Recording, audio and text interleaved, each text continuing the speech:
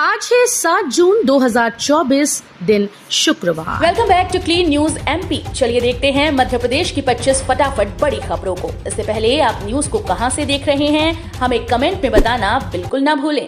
साथ ही हमारे Facebook page को भी फॉलो करें। फेसबुक पेज का लिंक डिस्क्रिप्शन में दिया गया है। बीएमएचआरसी में अब लेजर से होंगे किडनी स्टोन व प्रोस्टेट के ऑपरेशन।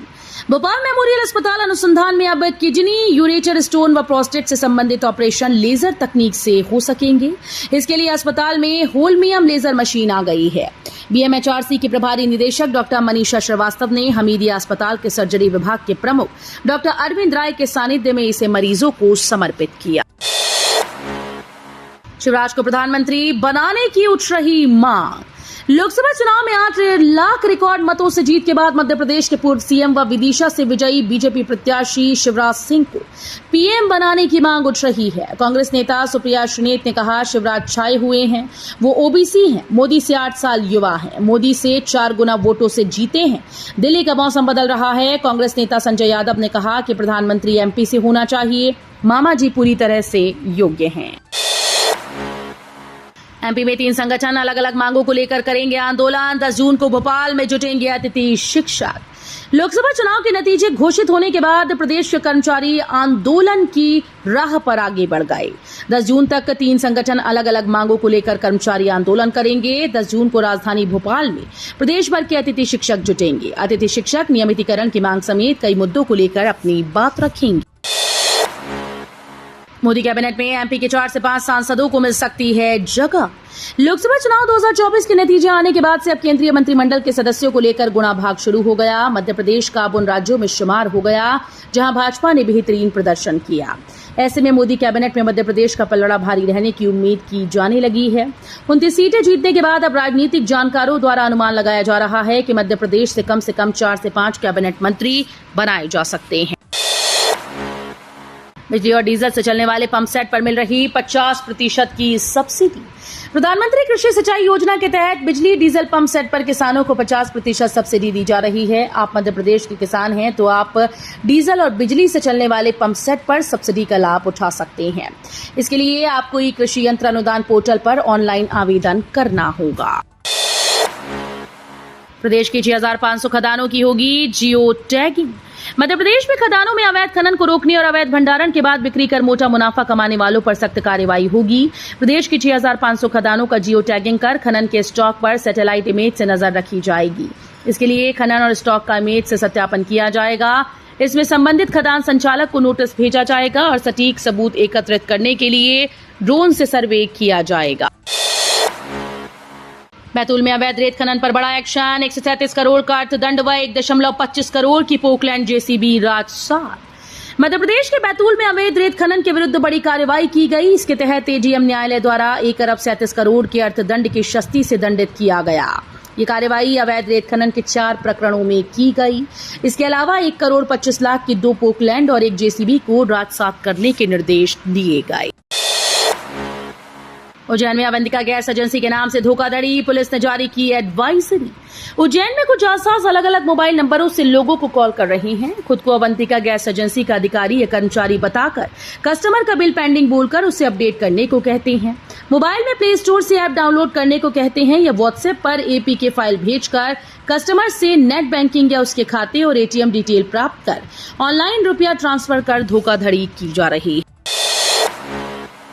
लोकसभा चुनाव में कांग्रेस को मिली हार के बाद संगठन पर एक्शन शुरू, हटाए गए पदाधिकारी। लोकसभा चुनाव 2024 में एमपी कांग्रेस को करारी हार का सामना करना पड़ा। इसके बाद से अनुमान लगाया जा रहा था कि कांग्रेस अपने संगठन में परिवर्तन करेगी। इस बीच गुरुवार को मध्य प्रदेश यूथ कांग्रेस ने अपनी जिला इकाइयों के अंतर्गत विधानसभा अध्यक्ष व पदाधिकारियों को हटाने के निर्देश जारी कर दिए। 5 लाख मतदाताओं ने नोटा पर किया वोट।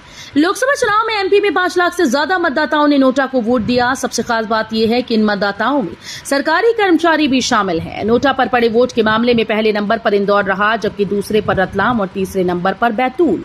इंदौर में नोटा पर 2,18,355 वोट मिले, जबकि इंदौर में ही 319 कर्मचारियों ने पोस्टल बैलेट के जरिए नोटा को ही वोट दिया। एमपीपीएससी 2021 का फाइनल रिजल्ट जारी। एमपीपीएससी राज्य सेवा परीक्षा 2021 का परिणाम जारी कर दिया गया। लोकसभा चुनाव को लेकर लगी आचार संहिता के समाप्त होने के बाद रिजल्ट जारी हुआ। एमपीपीएससी 2021 परीक्षा में अंकिता पाटकर ने पहला स्थान हासिल किया। दूसरे नंबर पर अमित कुमार सोनी, तीसरे नंबर पर पूजा चौहान, चौथे नंबर पर मनीषा जैन, वहीं पांचवा स्थान प्रियंक मिश्रा ने हासिल किया। 15, 16, 17 जून को रहेगी छुट्टी। 3 दिन मनाइए लंबा वीकेंड। आने वाले 17 जून दिन सोमवार को बकरीद की छुट्टी है। इस मौके पर ट्रिप पर जा सकते हैं। खास बात यह है कि बकरीद में 2 से 3 दिन की छुट्टी घूमने के लिए मिल रही है। आप 15 जून से लॉन्ग वीकेंड का लुत्फ उठा सकते हैं। 15 और 16 जून को शनिवार व रविवार की छुट्टी है, वहीं अगले दिन बकरीद की छुट्टी मिल जाएगी। सीएम मोहन यादव पहुंचे दिल्ली, बोले पीएम मोदी ने असंभव को संभव करके दिखाया।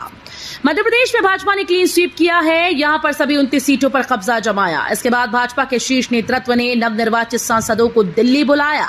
वहीं मुख्यमंत्री डॉक्टर मोहन यादव भी दिल्ली पहुंच गए। डॉक्टर यादव दिल्ली में वरिष्ठ नेताओं से मुलाकात करेंगे और बैठक में भाग लेंगे। दिल्ली पहुंचे मुख्यमंत्री डॉक्टर यादव ने मीडिया से चर्चा में कहा कि प्रधानमंत्री नरेंद्र मोदी का लंबा प्रशासनिक अनुभव है, जिन्होंने असंभव को संभव करके दिखाया है। बारिश से पहले निगम की तैयारियां शुरू भी नहीं हुई, फिर होगा जल भराव। प्री मानसून एक्टिविटी शुरू हो चुकी है और इंदौर में निगम ने अभी तक जल भराव के लिए तैयारियां शुरू नहीं की। पिछले साल बारिश में इंदौर की कई बस्तियों में जल भराव हुआ। ड्रेनेज व्यवस्था में खामियों, पुराने नालों को बंद करने की वजह से अधिकांश जगह ये जल भराव की स्थिति बनी। इस बार भी यदि तेज बारिश होती है तो समस्या विकराल रूप ले सकती है। भारतीय सेना में अग्निवीर भर्ती 2 से 12 अगस्त के बीच ग्वालियर के दिव्यांग खेल स्टेडियम में होगी शारीरिक परीक्षा। भारतीय सेना में अग्निवीर भर्ती के लिए शारीरिक प्रवीणता परीक्षा की तैयारी सेना के अधिकारियों ने शुरू कर दी। ग्वालियर के मल्लगढ़ा स्थित दिव्यांग खेल स्टेडियम में शारीरिक परीक्षा आयोजित करने की अनुशंसा केंद्रीय सामाजिक न्याय विभाग से आने के बाद अब मैदान को सेना के एक्सपर्ट तैयार करेंगे। हालांकि यहां दौड़ने के लिए सिंथेटिक ट्रैक है। भाजपा में गए रामनिवास व निर्मला को सदन में साथ नहीं बैठाएगी कांग्रेस। भाजपा के साथ गए कांग्रेस विधायक रामनिवास रावत और निर्मला सप्रे को कांग्रेस अपने साथ विधानसभा की बैठक व्यवस्था में जगह नहीं देगी। ऐसे में अब विधानसभा सचिवालय को उनकी बैठक व्यवस्था निर्धारित करनी होगी। जुलाई में होने जा रहे मानसून सत्र के लिए सचिवालय ने दोनों दलों के नेता से बैठक व्यवस्था का क्रम देने के लिए कहा। चुनाव खत्म होते ही सरकार का बड़ा फैसला, अब यहां नहीं दी जाएगी शराब। मध्य प्रदेश के मिनी मुंबई कहे जाने वाले इंदौर में आबकारी विभाग ने बड़ा फैसला किया, जिसमें अब शहर में 12 बजे रात शराब ठेके बंद करने का आदेश जारी हो गया। आबकारी विभाग के द्वारा शहर के सभी ठेका संचालकों को आदेश का सख्ती से पालन करने का आदेश दिया गया। साथ ही चेतावनी दी गई कि अगर कोई भी ठेका रात 12 बजे के बाद खुला पाया जाएगा तो उसे तुरंत निरस्त कर दिया जाएगा। कैलाश विजयवर्गीय बोले, इंदौर नगर निगम घोटाले में किसी को नहीं छोड़ेंगे। इंदौर नगर निगम में बिना काम हुए बिल भुगतान के लिए 125 करोड़ के करीब रुपए के घोटाले ने मध्य प्रदेश सरकार की कार्यप्रणाली पर सवाल खड़े कर दिए।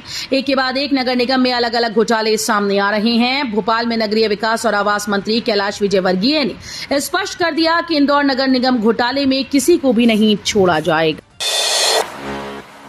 मुख्यमंत्री कोरोना योद्धा योजना के अंतर्गत 50 लाख का दावा। हाईकोर्ट के न्यायमूर्ति राजमोहन सिंह व न्यायमूर्ति ए.के. सिंह की युगल पीठ ने कैंसर पीड़ित विधवा के हक में राहतकारी आदेश पारित किया। इसके तहत मुख्यमंत्री कोरोना योद्धा योजना के तहत 50 लाख मुआवजे का दावा दरकिनार किए जाने का आदेश अनुचित पाते हुए निरस्त कर दिया। यही नहीं, विगत 3 साल से परेशान किए जाने के रवैये को आड़े हाथों लेते हुए राजस्व विभाग पर 1 लाख रुपए का जुर्माना लगा दिया। भोशाला में 11 पुरावशेष और मिले, मंदिर के स्तंभों के टुकड़े होने का दावा। भोशाला में पुरावशेष मिलने का सिलसिला जारी है। भारतीय पुरातत्व सर्वेक्षण की ओर से कराई गई खुदाई में 11 पुरावशेष और मिले हैं। इन्हें हिंदू पक्षकारों ने मंदिर के स्तंभों के टुकड़े होने का दावा किया। एएसआई इन्हें भी परीक्षण के लिए भेजेगी।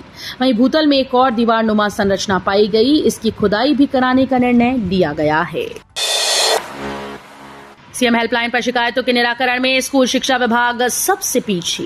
स्कूल शिक्षा विभाग सीएम हेल्पलाइन पर शिकायतों का निस्तारण करने में सबसे पीछे है। प्रदेश के स्कॉलरशिप के बाद सबसे ज्यादा विद्यार्थी सरकारी स्कूल और इनके शौचालयों में सफाई न होने से परेशान हैं। प्राथमिक माध्यमिक स्कूल के समय पर न खुलने और शिक्षकों के न मिलने की शिकायतें हैं। प्रदेश में स्कूल से जुड़ी समस्याओं के अटके रहने में सबसे पहला नंबर दमोह और फिर छतरपुर का है। राहुल गांधी ने एग्जिट पोल को बताया स्टॉक मार्केट का सबसे बड़ा घोटाला। लोकसभा चुनाव नतीजे आने के बाद कांग्रेस नेता राहुल गांधी ने एग्जिट पोल पर पीएम नरेंद्र मोदी और गृह मंत्री अमित शाह को घेरा। राहुल गांधी ने कहा कि एग्जिट पोल आने के बाद 3 जून को स्टॉक मार्केट सारे रिकॉर्ड तोड़ देता है। हालांकि एक दिन बाद 4 जून को शेयर बाजार धड़ाम हो जाता है। इससे निवेशकों के 30 लाख करोड़ रुपए डूब गए। राहुल गांधी ने इसे स्टॉक मार्केट का बड़ा घोटाला कहा और इसकी जेपीसी जांच की मांग की। मोदी 3.0 का शपथ ग्रहण होगा खास, पड़ोसी देशों को न्योता। नरेंद्र मोदी 8 जून को तीसरी बार प्रधानमंत्री पद की शपथ ले सकते हैं। शपथ ग्रहण समारोह को भव्य बनाने की तैयारियां शुरू हो गईं। समारोह में पड़ोसी देशों के नेताओं को भी आमंत्रित किया गया। बांग्लादेश की पीएम शेख हसीना और नेपाल के पीएम पुष्प कमल दहल प्रचंड को मोदी ने फोन कर आमंत्रित किया। वहीं भूटान के पीएम शेरिंग टोब्गे और मॉरिशस के पीएम प्रविंद जगन्नाथ भी शपथ ग्रहण समारोह में शामिल हो सकते हैं। आज सुबह 11 बजे होगी एनडीए संसदीय दल की बैठक। आज को बीजेपी के नेतृत्व वाले नेशनल डेमोक्रेटिक अलायंस यानी एनडीए के संसदीय दल की बैठक होगी। आपको बता दें कि ये मीटिंग संसद के सेंट्रल हॉल में सुबह 11 बजे होगी। इस दौरान नरेंद्र मोदी को संसदीय दल का नेता चुना जाएगा। इधर शपथ ग्रहण और सरकार बनाने की रणनीति को लेकर बीजेपी अध्यक्ष जेपी नड्डा के घर बड़ी बैठक चल रही है, जिसमें बीजेपी के वरिष्ठ नेता मौजूद हैं। गैस सिलेंडर धारकों के लिए बड़ी खुशखबरी, आम जनता को दिया बड़ा तोहफा। जनता को महंगाई से राहत देने के लिए सरकार जल्द ही एलपीजी गैस सिलेंडर पर सब्सिडी देने जा रही है। सूत्रों और मीडिया रिपोर्ट्स के मुताबिक सरकार सिर्फ उज्ज्वला योजना के लाभार्थियों को ही नहीं बल्कि सभी उपभोक्ताओं को गैस सिलेंडर पर सब्सिडी देगी। उज्ज्वला योजना का विस्तार अभी तक उज्ज्वला योजना के तहत गरीबी रेखा से नीचे रहने वाली महिलाएं ही गैस सिलेंडर पर 300 रुपए की सब्सिडी का लाभ उठा रही। तो ये थी आज की 25 फटाफट बड़ी खबरें। अगर आपको न्यूज पसंद आई हो तो वीडियो को लाइक और शेयर जरूर करें। धन्यवाद।